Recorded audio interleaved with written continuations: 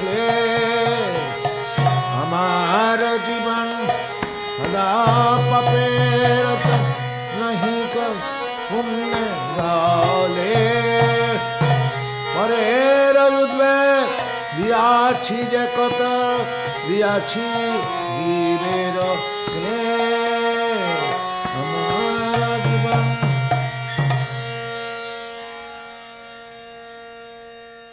Bonjour. Bonjour. En fait, d'après nos entretiens précédents, la Bhagavad Gita, si j'ai bien compris, c'est un yoga qu'elle nous enseigne. Pouvez-vous nous en dire davantage sur ce yoga?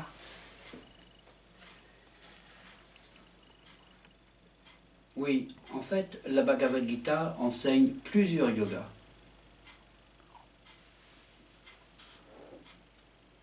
Car le yoga a pour but de comprendre que nous sommes une âme spirituelle, que nous sommes une entité spirituelle, une partie intégrante de Dieu, qui lui est spirituel. Dieu a un corps spirituel. Et le but du yoga, c'est cela. Il y a beaucoup d'autres, il y a beaucoup de yoga. Le Sankhya Yoga également, c'est un yoga qui va nous permettre de comprendre l'âme et de comprendre également ce monde qui nous entoure. Comment l'âme, elle est empêtrée dans ce monde. Et le Sankhya Yoga va nous permettre de nous extirper de ce monde. Et la Bhagavad Gita parle également du Buddhi Yoga, le yoga de l'intelligence. Beaucoup de yoga. Aujourd'hui, nous allons parler plus spécifiquement du Karma Yoga, c'est-à-dire l'activité qui n'entraîne pas de mauvaises réactions.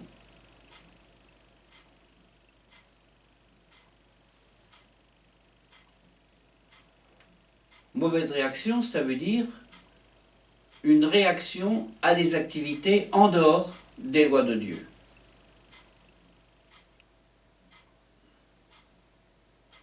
Ce qu'il ne faut pas oublier, c'est que le péché existe. Et le péché, c'est effectivement la transgression des lois de Dieu. Et dès que nous transgressons ces lois, eh bien, nous allons souffrir. Inévitablement. Et la souffrance que l'on ressent dans ce monde, c'est dû à la transgression des lois de Dieu. Toutes les souffrances. C'est pour cela que Arjuna pose des questions à Krishna. Krishna lui parle de l'âme, Krishna lui parle de beaucoup de choses. On sait à traiter du Karma Yoga, il va situer la Bhagavad Gita.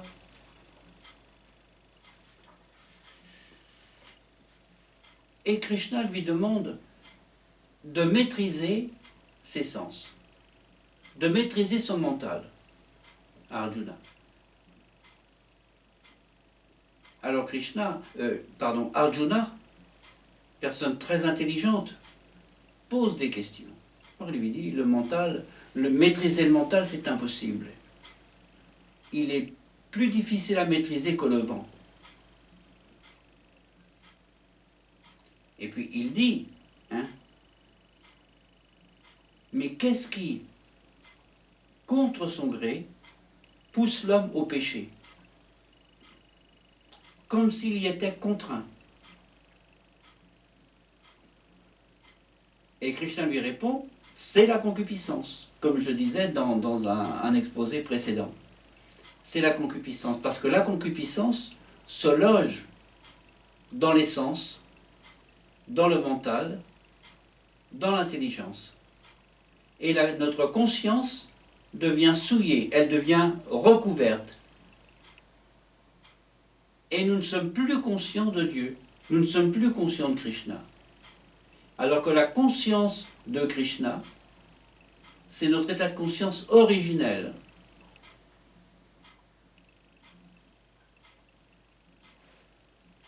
Que nous avons perdu lorsque nous avons voulu nous séparer de Dieu, pour expérimenter une position de maître, une position qui n'est pas la nôtre, puisque nous sommes éternellement serviteurs de Dieu. Tesham satata yuktana.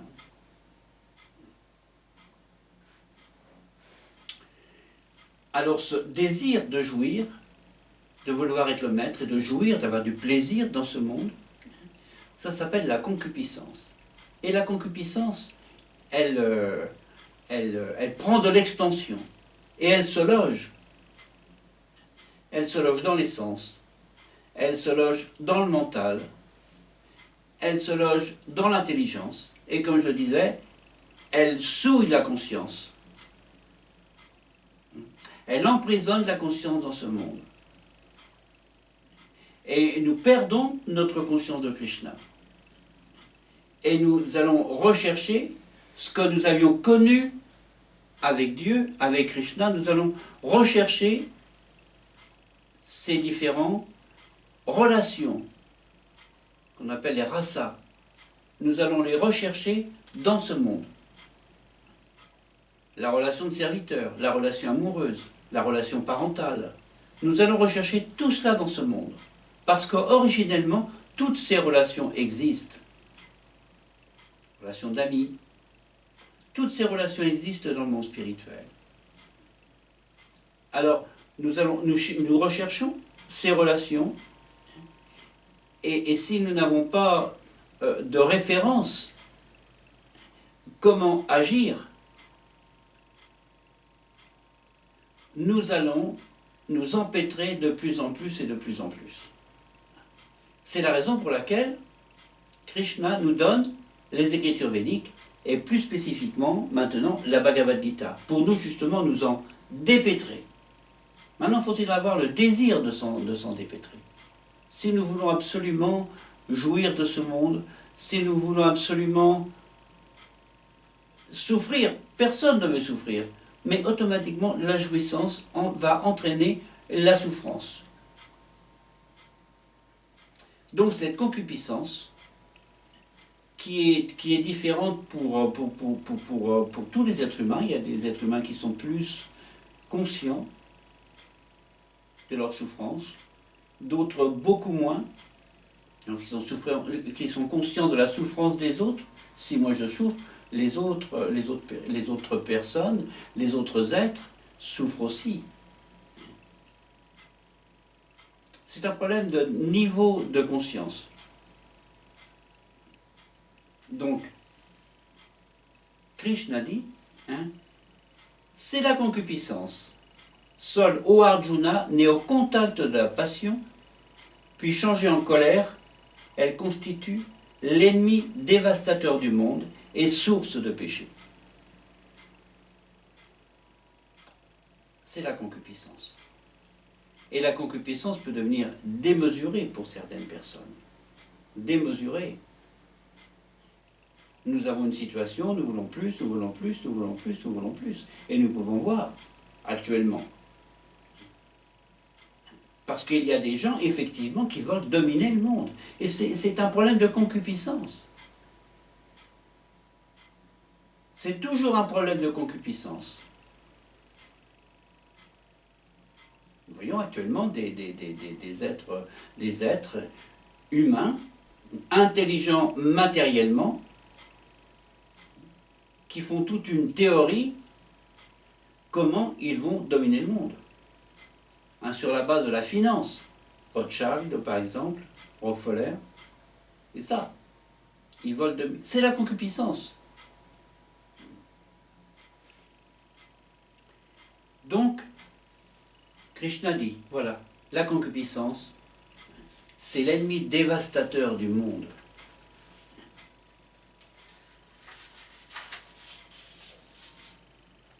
Alors, il va demander à Arjuna, maintenant, Maintenant, tu dois pratiquer le yoga et tu dois commencer à enrayer le fléau de la concupiscence, source même du péché, en réglant tes sens, régler les sens.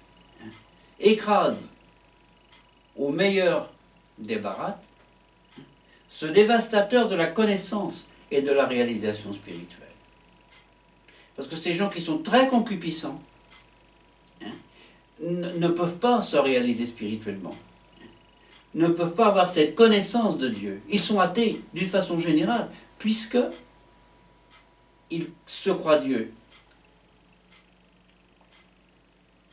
À partir du moment où on se croit Dieu, c'est pas possible de penser qu'il puisse y en avoir un autre. Bon, c'est le conflit, c'est la compétition. Non, nous sommes les plus forts. Nous sommes Dieu. Et nous sommes non pas des petits dieux, mais des grands dieux. Parce que nous pensons que nous allons dominer Dieu. Mais c'est impossible. Parce que cette énergie matérielle, avec ses trois gunas, avec ses cordes, elle appartient à Dieu. Devi Esha Gunamayi. Tu ne peux pas contrôler cette énergie, parce que cette énergie est divine. Elle est à moi. Tu peux, oui, mais pour cela, il faut que tu deviennes un dévot. Il faut que tu t'abandonnes à moi. Il n'y en a pas de Gita.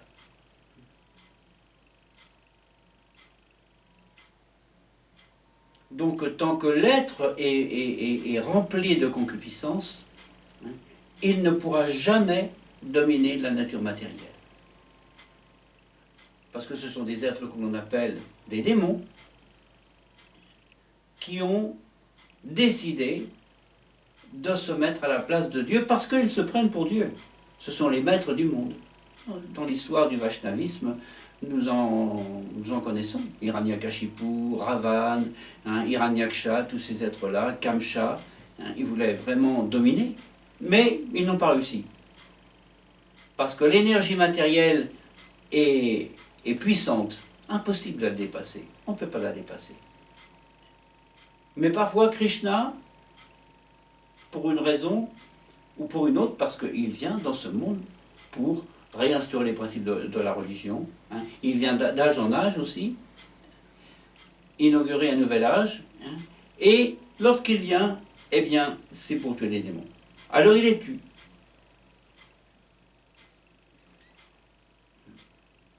Et il leur montre que, ben non, c'est pas possible. C'est moi qui suis le plus fort. Et il se divertit avec ses dévots. Parce que Krishna est une personne. Krishna se manifeste de trois façons. En tant que Bhagavan, une personne. Bhagavan, une personne. C'est normal. Toutes les personnes qui se réclament d'une religion prient Dieu. Mon Dieu. Donc, dès qu'on dit mon Dieu, on s'adresse à une personne. On ne peut pas s'adresser à une lumière, à du vent. Non. Tout de suite, on se représente. Bon, les chrétiens l'ont représenté comme un vieil homme avec une grande barbe et des rides partout. Non. Krishna est toujours jeune. Il a toujours l'apparence d'un adolescent de 16 ans. Il est toujours jeune, Krishna. Donc Bhagavan, la personne suprême, Dieu est la personne suprême. Bhagavan, en tant que personne. Et deuxièmement, il se manifeste dans ce monde sous la forme de l'âme suprême, Kshirodakashi Vishnu, qui est l'âme suprême. Et il réside dans le cœur de tous les êtres, même la plus petite fourmi, il est dans son cœur. Y compris les plantes. Y compris les plantes. Et il connaît ce que l'âme, ce que cet être vivant, il connaît tout son parcours. Et il se souvient de tout. On dira, mais comment ça peut se faire? On ne peut pas comprendre avec une intelligence matérielle. D'abord, il faut l'accepter. Et ensuite, graduellement, par la pratique du yoga, nous allons comprendre. D'abord, comprendre que nous ne pouvons pas comprendre avec nos sens qui sont contaminés par la matière, contaminés par la concupiscence. Alors, soyons patients, soyons humbles et pratiquons le karma yoga. Et pratiquons sous l'égide d'un maître spirituel authentique qui va nous donner des recommandations, des principes à suivre, et que si nous voulons véritablement comprendre, assimiler cette connaissance, eh bien nous devons suivre parfaitement ce que nous demande le maître spirituel. Alors donc la concupiscence nous handicape pour la réalisation spirituelle. Alors donc il faut se purifier. Et la conscience de Krishna, ce mouvement pour la conscience de Krishna, c'est ça. C'est un moyen de purification, c'est un moyen de purifier ses sens, son mental, son intelligence, et réaliser, découvrir l'âme comme un joyau en or. Il est dans la boue. On va nettoyer, on va nettoyer, on va nettoyer, et le joyau va retrouver son éclat. Donc, il faut purifier son âme de toutes les couches qu'elle a emmagasinées depuis des milliers et des milliers et des milliers d'années que nous sommes dans ce monde matériel.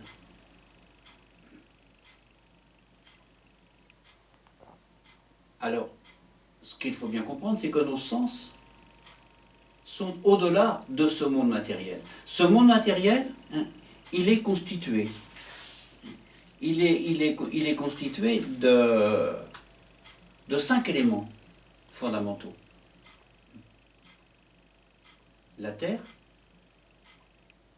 l'eau, le feu, l'air et l'éther. Et 3 autres. L'intelligence, le mental et le faux ego. Le faux ego, Ahankara, le faux ego. Ce faux ego, cet élément subtil qui nous enchaîne à la matière par le fait qu'il va constamment nous dire « tu es matière, tu es simplement ton corps matériel, et ici tu es très bien. Tu es très bien, tu vas avoir une bonne situation, ne t'inquiète pas, suis les Écritures si tu veux, mais reste là. Parce que là, t'es vraiment intelligent, t'es vraiment... Dans cette vie, ta vie est... Bon, il y a effectivement des problèmes. Tu aurais pu faire mieux. Mais dans ta vie prochaine, je t'assure que tu vas faire beaucoup mieux.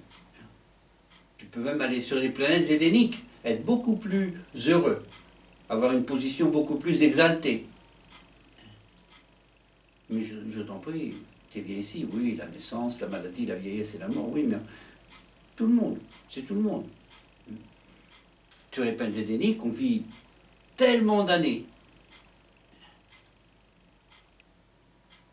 À Ankara, on reste dans ce monde. Le faux ego. Et en fait, le faux ego, l'intelligence et le mental, c'est le chariot qui véhicule l'âme d'un corps à un autre. Alors quand nous changeons de corps, eh bien nous retrouvons cette même intelligence, et ce même mental, et ce même faux ego.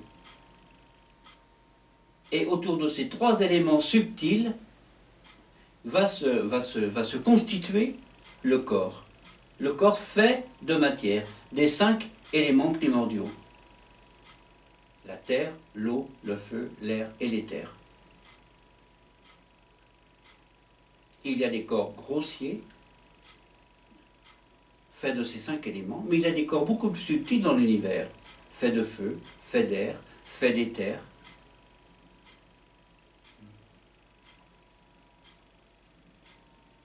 Tous ces corps, nous allons les reprendre en fonction de nos désirs, de ce que nous avons désiré dans notre vie. Et les êtres qui veulent manger de la viande, et crue, il y a des gens qui aiment la viande crue, ils vont reprendre un corps de tigre. Parce que c'est leur désir, parce que c'est leur goût. Alors Krishna, dans sa bonté, il donne le corps qui leur convient et qu'ils ont désiré dans leur vie.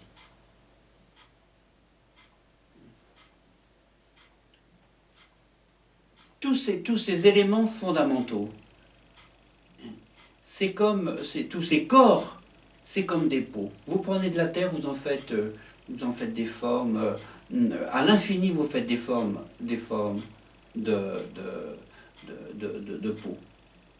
Avec la même matière, avec de la glaise, qui est de la terre, qui est composée de ces 5 éléments fondamentaux. Faites des pots, ce sont les corps. Les corps, c'est ça, les corps. Et dans ce monde, il y en a 8 400 000 espèces.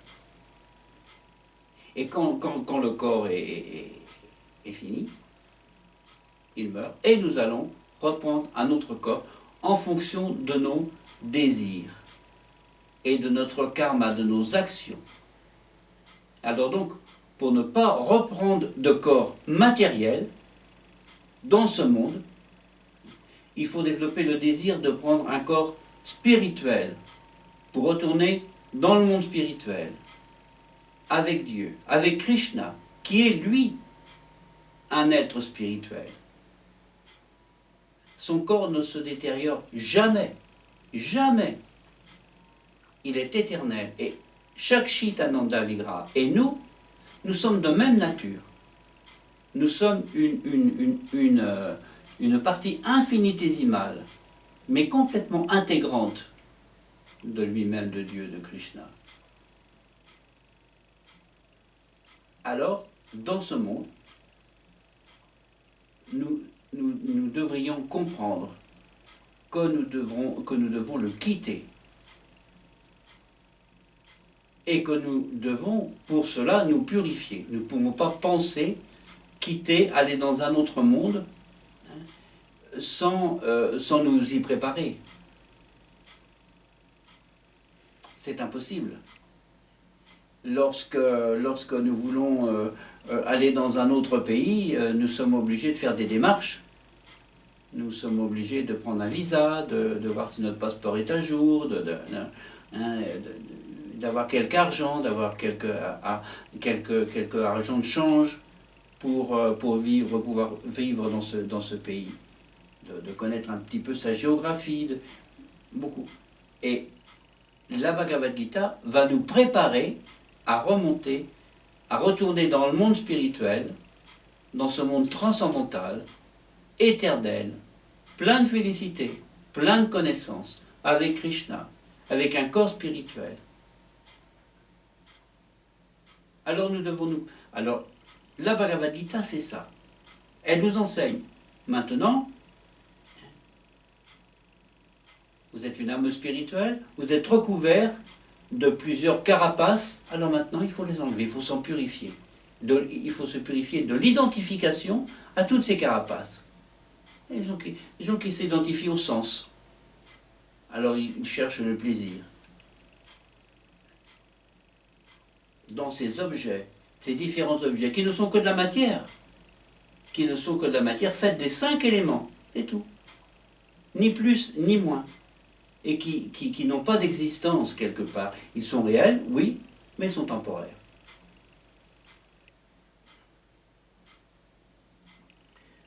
Donc les sens prévalent sur la matière, sur ces éléments matériels.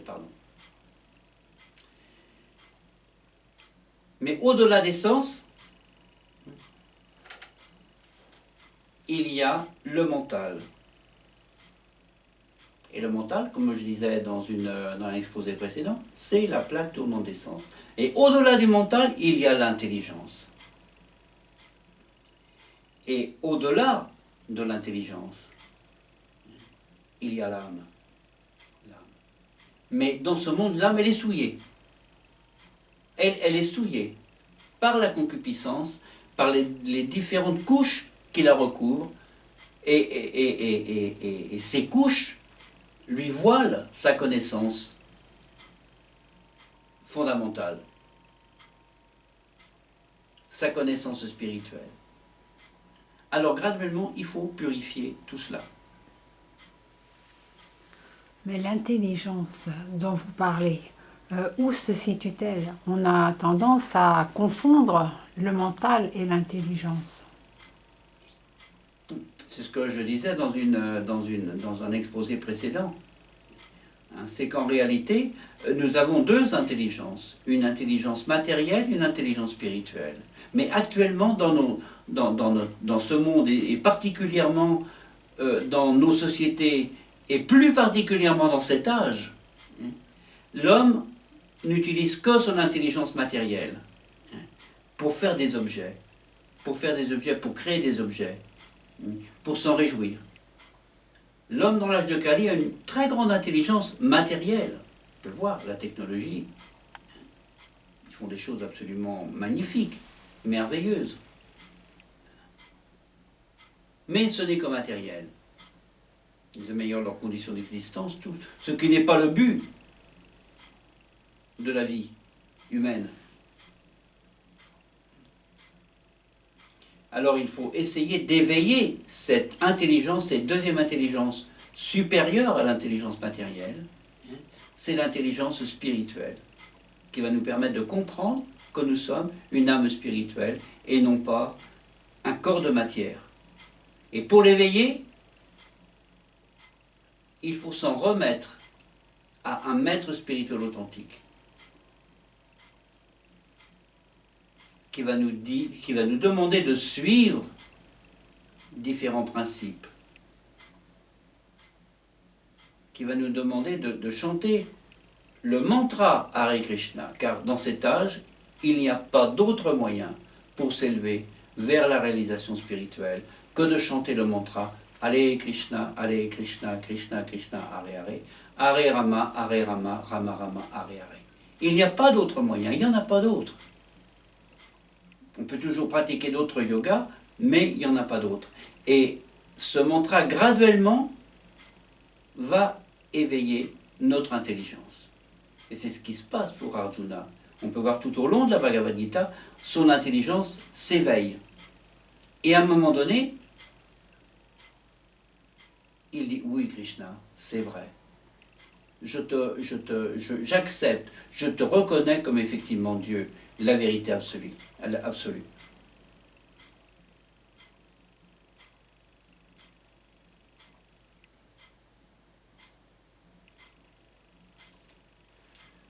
Et donc c'est grâce à ce mantra que l'on va pouvoir enrayer cette concupiscence. Oui. Mais chanter ce mantra, chanter le mantra Hare Krishna dans une attitude que nous recommande le Seigneur Chaitanya Mahaprabhu. C'est très très important. On ne peut pas chanter ce mantra. Bien sûr, hein, il n'y a pas de règle pour chanter ce mantra. Il n'y a pas de règle précise. Hein, mais il y a une attitude précise. On peut le chanter n'importe où, le mantra Hare Krishna.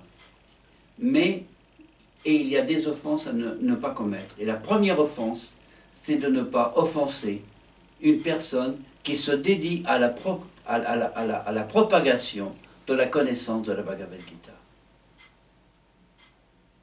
Et ça, c'est une offense très grave. Ne jamais offenser une personne qui prêche la conscience de Krishna, la conscience de Krishna. En arriver à cette conscience que Krishna est effectivement Dieu. Et que Dieu existe partout. Partout. Dieu est omniprésent. Non seulement Krishna, dans sa forme du Paramatma, de l'âme suprême, est dans le cœur de tous les êtres, mais il est également dans chaque atome. Dans chaque atome. Car pour toutes les personnes qui ont fait des études chimiques, mais assez poussées, on se rend bien compte qu'il y a un chaînon qui manque. on peut connaître les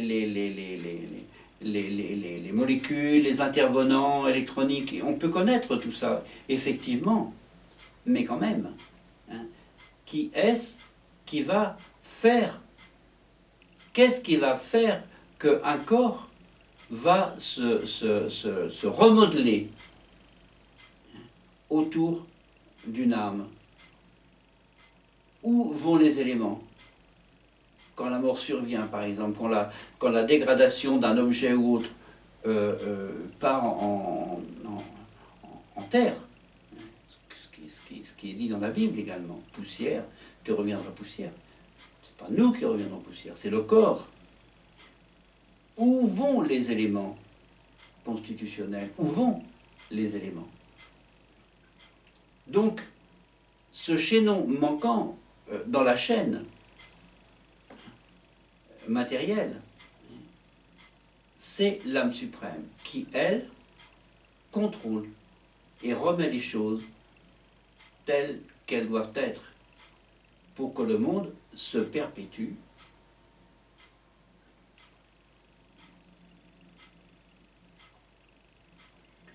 C'est très très important à comprendre toutes ces choses.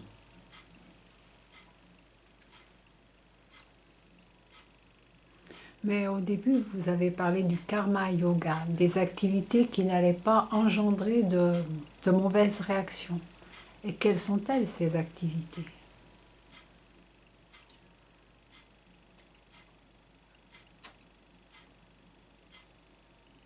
Ce qui est important à comprendre, c'est d'abord comment fonctionne l'essence, comment fonctionne le mental, comment fonctionne l'intelligence.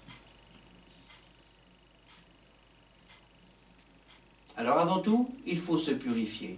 Il faut extraire la concupiscence de nos sens, de notre mental, de notre intelligence, en faisant des activités dévotionnelles, des activités qui vont nous être prescrites par le maître spirituel, des activités dévotionnelles, des activités pour le plaisir de Krishna.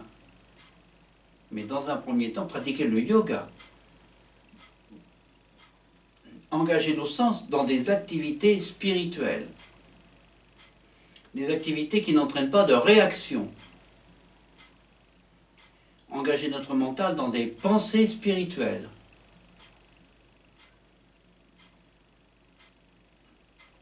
Maîtriser le mental, maîtriser l'intelligence. Et lorsque le mental est maîtrisé, l'intelligence s'éveille. Et les sens sont maîtrisés. C'est le yoga. Ça ne peut se faire qu'en pratiquant et en renonçant, le yukta vairagya. Pratiquer. Pratiquer, mais sous l'égide d'un maître spirituel authentique. On ne peut pas se dire on a un maître spirituel et puis on fait n'importe quoi. Non. Comme souvent nous voyons dans cette institution qu'a créée donc Srila Prabhupada, le maître spirituel qui nous donne ses écritures, ces gens qui disent nous avons un maître spirituel, voilà. Et non. Nous avons un maître spirituel, oui, mais à condition d'accomplir les tâches qu'il nous a demandé d'accomplir.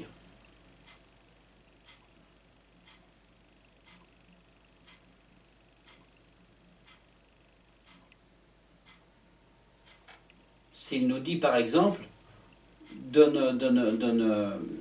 ne jamais manger autre chose que de la nourriture préparée par vos soins et offerte à Krishna. Si vous transgressez cette instruction, obligatoirement, vous n'aurez pas le résultat escompté. Parce que votre langue, qui est un sens très puissant, ne sera pas maîtrisée. Et vous resterez toujours empiégé dans ce monde. Et la langue a une autre fonction. C'est de parler. Et le maître spirituel va vous dire, Ne parlez pas pour ne rien dire. Ne dites pas des choses insensées. Prajal pas. N'entretenez pas des conversations avec des matérialistes, si ce n'est que pour prêcher. Nous voyons par exemple, actuellement dans l'ISKCON, il y avait, je ne sais pas si ça continue encore, mais il y avait un courant où ces gens qui se disaient des Vaishnavas, des dévots, faisaient des réunions interconfessionnelles, interreligieuses, avec d'autres religieux. C'est des conversations, mais rien à voir avec la prédication. Les dévots devaient aller, effectivement, devant les religieux, mais les prêcher. Leur demander de suivre les principes régulateurs, de se lever tôt. S'ils ne font pas ça, on se retire. Mais on n'essaie pas de trouver un terrain d'entente et compromettre ainsi la voie de la réalisation spirituelle. Et offenser Srila Prabhupada, offenser l'Acharya qui nous a donné ces écritures. Nous sommes avant tout des prédicateurs, des Gaudiya Vaishnavas, des prédicateurs. On prêche, mais on prêche l'enseignement de la Bhagavad Gita. On ne prêche pas pour se faire passer pour des grands prédicateurs.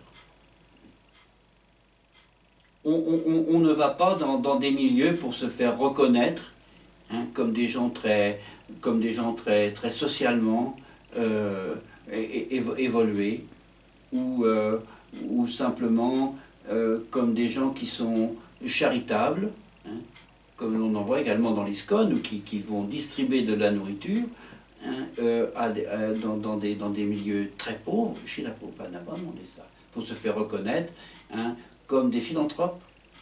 Ce n'est pas ça la prédication de la conscience de Krishna. On prêche sur la base de la Bhagavad Gita. On ne fait pas des activités pour se faire reconnaître. Non, non, non, non. On devient pareil que ces gens-là. Et on ne se purifie pas. Purification, c'est on prêche. On fait et on peut prêcher. Si on ne fait pas, on ne peut pas prêcher. Ça veut dire que ces gens-là qui font ce genre d'activité ne suivent pas les principes correctement. Parce que quand on les suit, les principes, il n'y a aucun problème. On maîtrise notre mental devient maîtrisé parce qu'il est absorbé dans la réalisation spirituelle. Et nos sens sont maîtrisés et notre intelligence graduellement s'éveille. Parce que si nous allons dans cette atmosphère de gens qui ne suivent pas les principes de la religion, qui ne suivent pas les principes régulateurs, on prend leur mauvaise qualité. On prend leur mauvaise qualité. Et on est de leur côté. Et là, on fait du karma. Au lieu de se purifier, on fait du karma.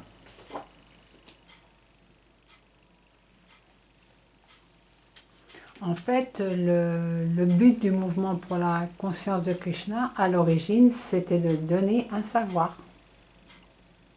La connaissance de l'âme. La connaissance de l'âme et de Dieu. De l'âme spirituelle, partie intégrante, infinitésimale, partie intégrante de Dieu.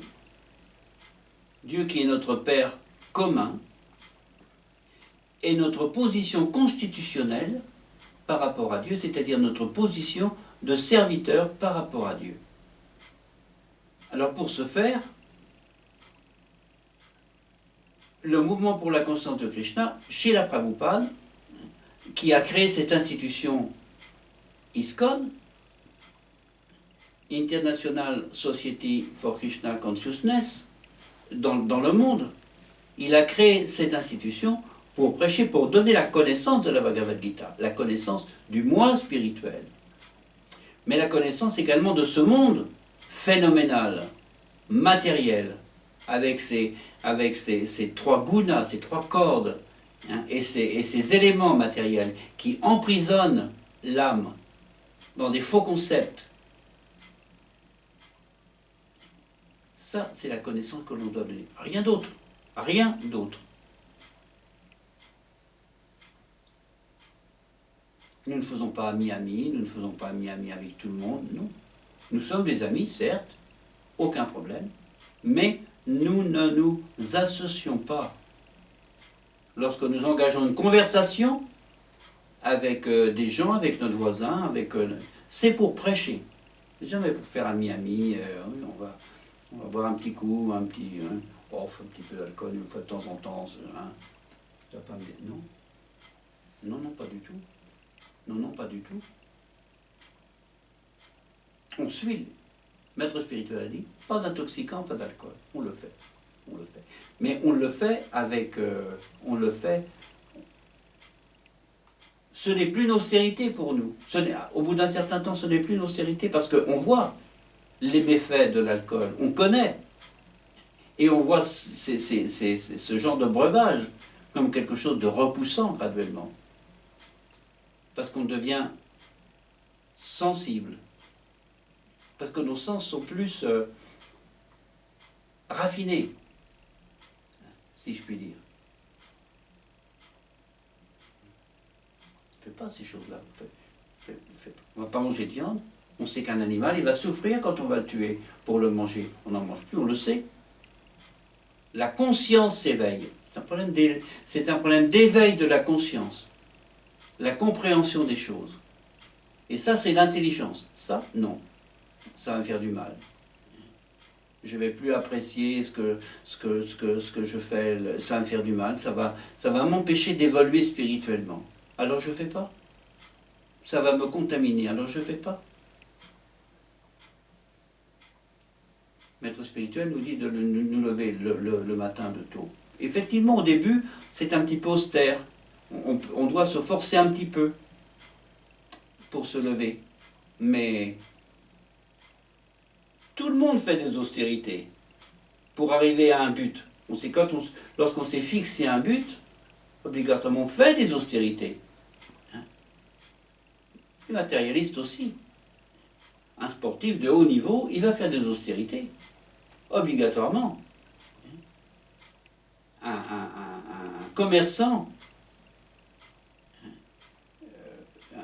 un PDG par exemple, va faire des austérités aussi. Pour arriver à un but, il y a des austérités à faire. Alors on doit faire ces austérités, mais pour satisfaire le maître spirituel et pour le plaisir de Krishna. Parce que plus on va faire ces austérités et plus on va se rapprocher de Krishna. Et graduellement, se lever le matin, au contraire, ce sera une joie.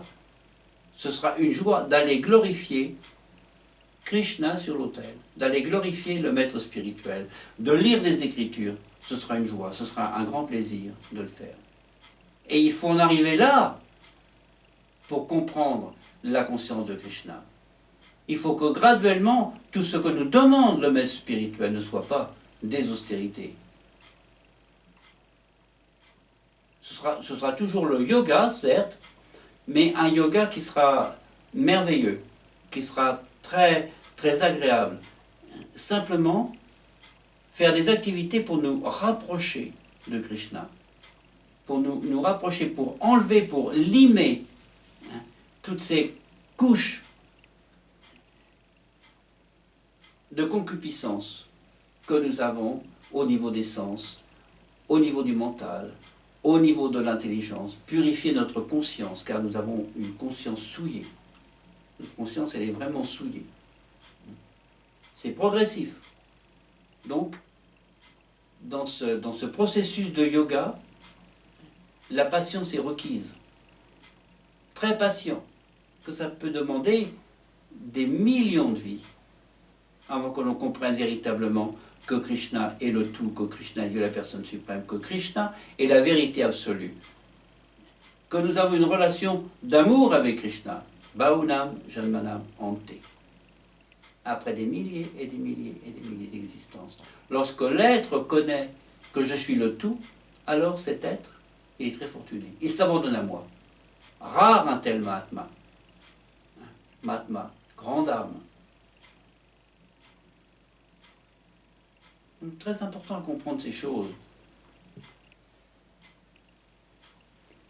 Merci beaucoup pour tout cet enseignement. Nous pourrons peut-être continuer dans un prochain entretien. Oui, certainement. Hein, nous allons faire, si vos disponibilités puissent...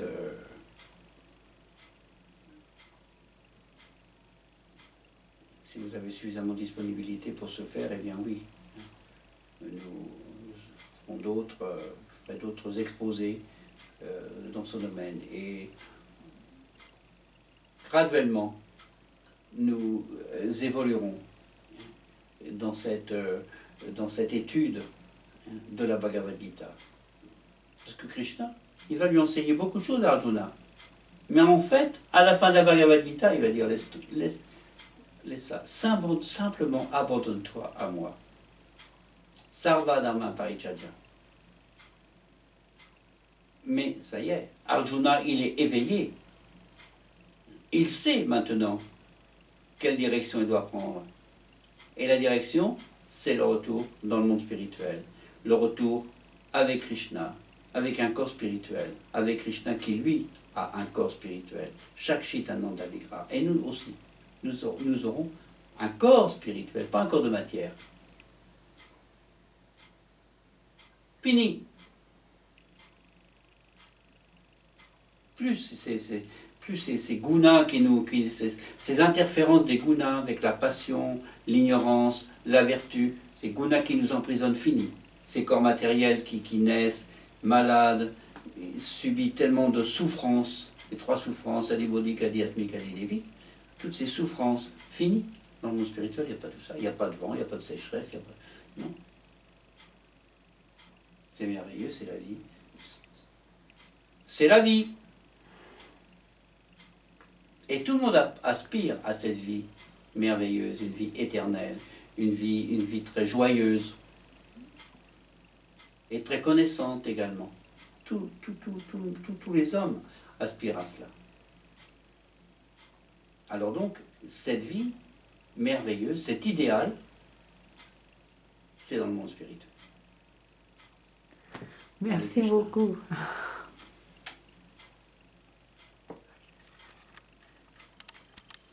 Nous allons continuer l'entretien précédent.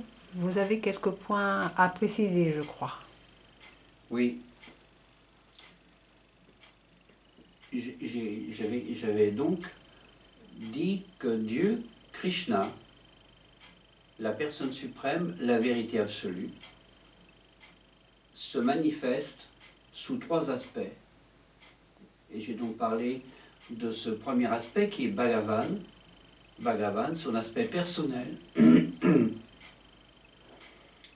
Krishna, qui n'est pas un vieil homme, comme on aurait voulu bien nous le faire croire dans la religion chrétienne. Au contraire, il a toujours l'aspect d'un adolescent de 16 ans. Il a des caractéristiques précises qui sont bien définies dans les écritures védiques et particulièrement dans le Srimad Bhagavatam, par des grands sages qui connaissent Krishna. Et son deuxième aspect, c'est Paramatma. Paramatma, l'aspect localisé de sa personne, qui est manifesté dans le cœur de tous les êtres vivants. Tous les êtres vivants, y compris les plantes, tous les êtres qui vivent, qui sont animés, et ceux également qui sont inanimés, comme les arbres, comme les plantes. Il y a également la vie, puisque ces différentes entités vivantes croissent, se développent. Donc, la vie, c'est l'âme.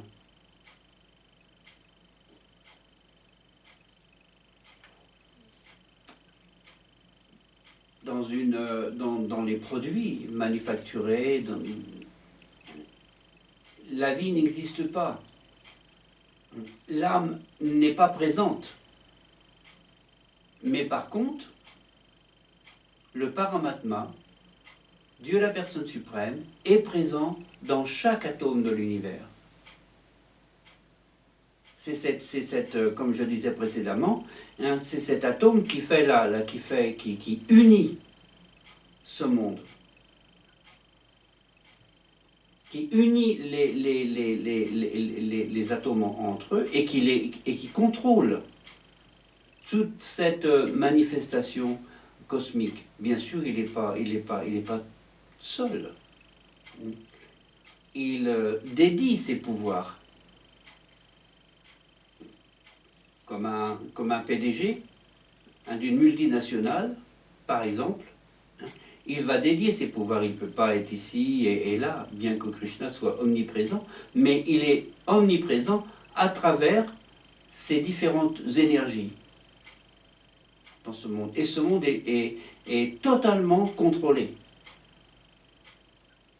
Et comme je disais précédemment, personne ne peut le dominer. Devasha Gunamai. Cette énergie est mienne. Personne ne peut la dépasser. À moins évidemment de s'abandonner à Krishna et de la comprendre. Et le troisième aspect de la vérité absolue, c'est son aspect brahman, la lumière. La lumière qui émane de son corps spirituel et qui englobe tout le monde spirituel et également toute la manifestation cosmique. Et c'est ce Brahman dans lequel vont aller les impersonnalistes, les Mayavadis.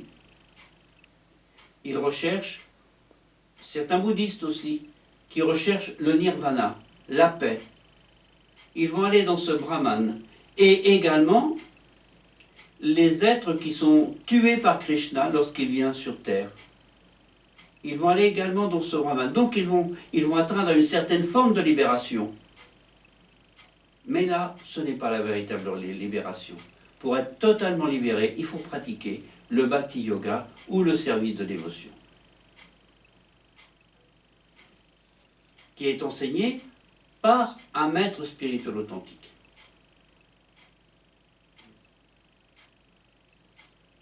Donc, Dieu a trois aspects. Krishna a trois aspects. Mais il a également trois énergies principales.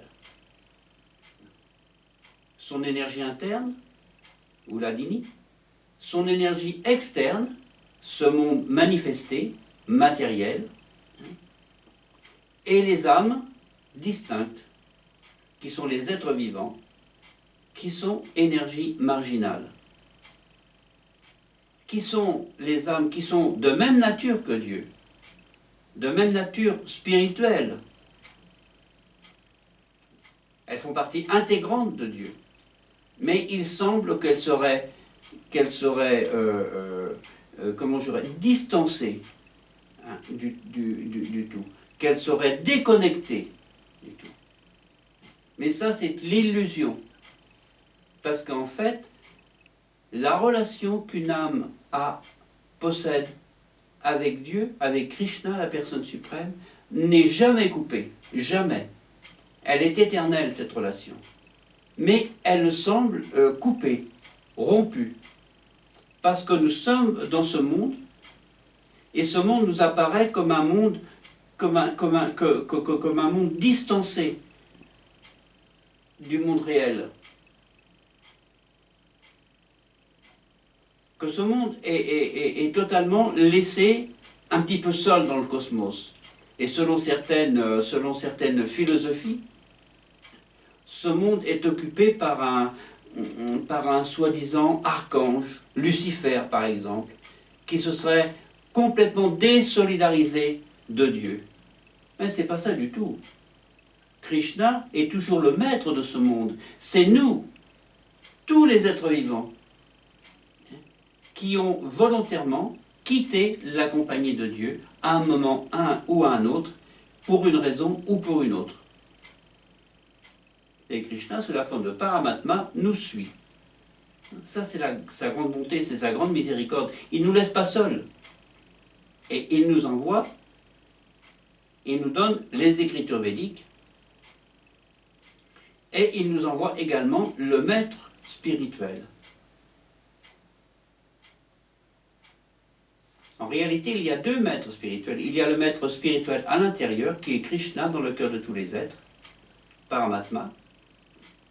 Et il y a le maître spirituel qui vient de l'extérieur et qui nous enseigne comment retourner à Dieu.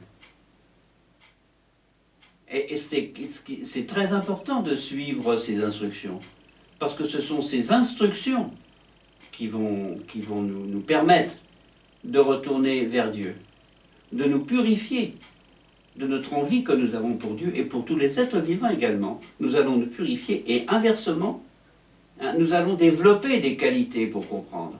Nous allons simultanément développer des qualités. Au fur et à mesure que nous allons nous purifier de toutes ces mauvaises choses que nous avons dans le cœur, les anarthas, nous allons nous élever spirituellement parce que nous allons développer des qualités et nous allons nous rapprocher de Dieu. Mais l'important avant tout, c'est de s'enquérir de la vérité près d'un maître spirituel. Tadvini pranipatena pariprasena sevaya.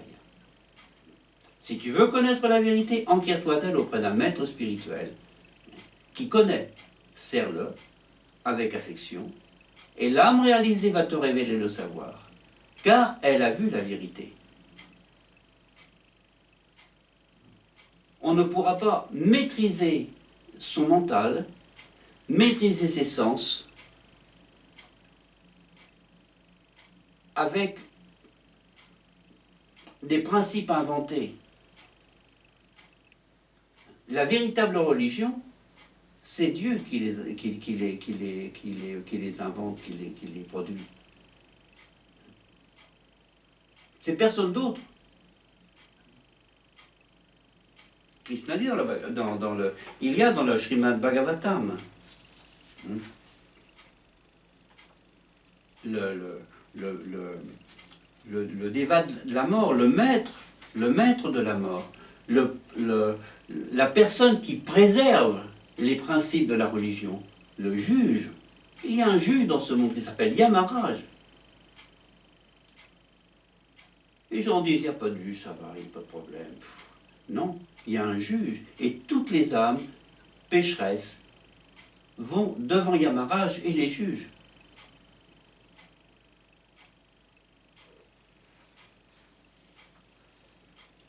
Les véritables principes de la religion sont définis par Dieu, la personne suprême.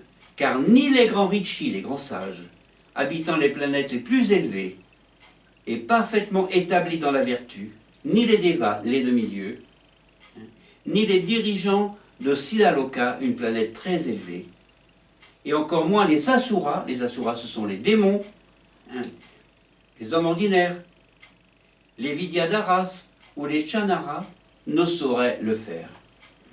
Personne ne peut inventer sa propre religion. Personne. Actuellement, il y a des religions qui émergent, des nouvelles religions, des nouvelles sectes, il y a des nouvelles religions qui ont été inventées, voilà déjà assez longtemps, comme le luciférisme, comme le satanisme, la sorcellerie, et on pense que l'on va réussir à atteindre une plateforme transcendantale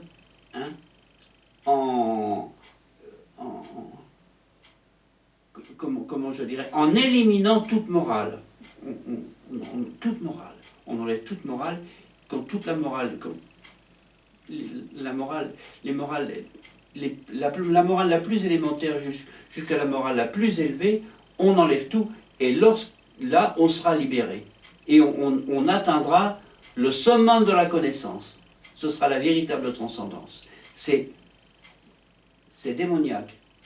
C'est exactement le contraire que la Bhagavad Gita nous enseigne et que le Srimad Bhagavatam nous enseigne. C'est exactement le contraire. Et c'est toujours dans le cadre de la gratification des sens. comme je disais, il y a des gens qui font des choses absolument innommables. Et ça, je vous parlerai dans un autre exposé, mais ça, c'est la secte. Ce sont des sectes. Toutes les entités, les groupes qui se sont écartés des Védas, qui se sont écartés de l'enseignement originel de Dieu, sont des sectes, par définition. Et il n'y a que la conscience de Krishna comme voie authentique. C'est authentique. La Bhagavad Gita, c'est authentique. C'est la parole de Dieu. C'est la parole de Krishna. Ça ne veut pas dire que la Bible est rejetée, ça ne veut pas dire que le Coran est rejeté, pas du tout. Il y a des dévots qui sont venus prêcher, mais qui n'ont pas tout dit. Mais les Védas, la Bhagavad Gita, le Srimad Bhagavatam, c'est la religion authentique et surtout la religion pour cet âge. Surtout. Puisque ces deux écrits, la Bhagavad Gita et le Srimad Bhagavatam, l'étude de ces deux ouvrages constitue ce que l'on appelle le Bhagavad Dharma. L'observance de ces deux écrits constitue le Bhagavad Dharma. Et c'est ce que Chaitanya Mahaprabhu nous a demandé de suivre, a demandé aux hommes de s'enquérir de ces écrits et de suivre leurs préceptes. Et c'est la religion pour cet âge. Il a inauguré son mouvement de Sankirtan, le chant des saints noms du Seigneur, le chant des saints noms de Dieu, pour libérer les hommes dans cet âge de Kali, que l'on appelle âge de discorde et d'hypocrisie, ou âge noir. Parce que les hommes, dans cet âge, ont énormément de difficultés à maîtriser leur sens, à maîtriser leur mental, toujours perturbés, belliqueux, très anxieux. Alors il faut chanter les saints noms du Seigneur, chanter les saints noms de Krishna, sous l'égide des recommandations d'un maître spirituel authentique.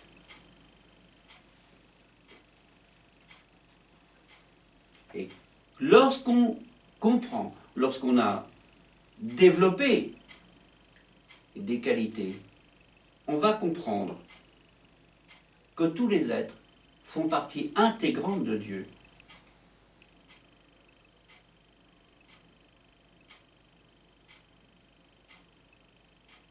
Très important à comprendre. Donc, un dévot de Krishna n'est ni un Mayavadi, n'est ni un Gyani, un yogi. Il ne cherche pas à développer des pouvoirs mystiques.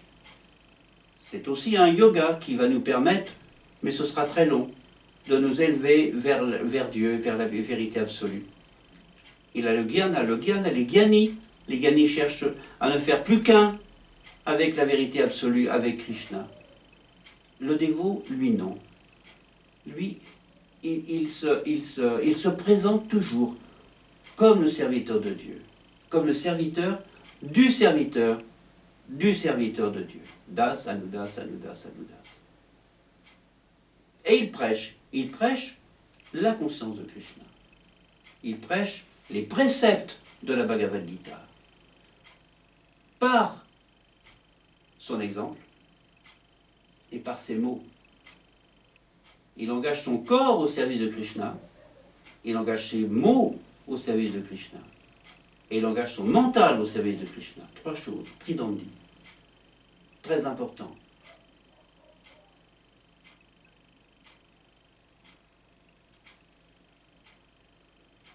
Donc je voulais faire ce point.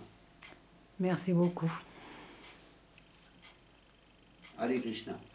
Lama Mananata Bhakti Guna Gajasana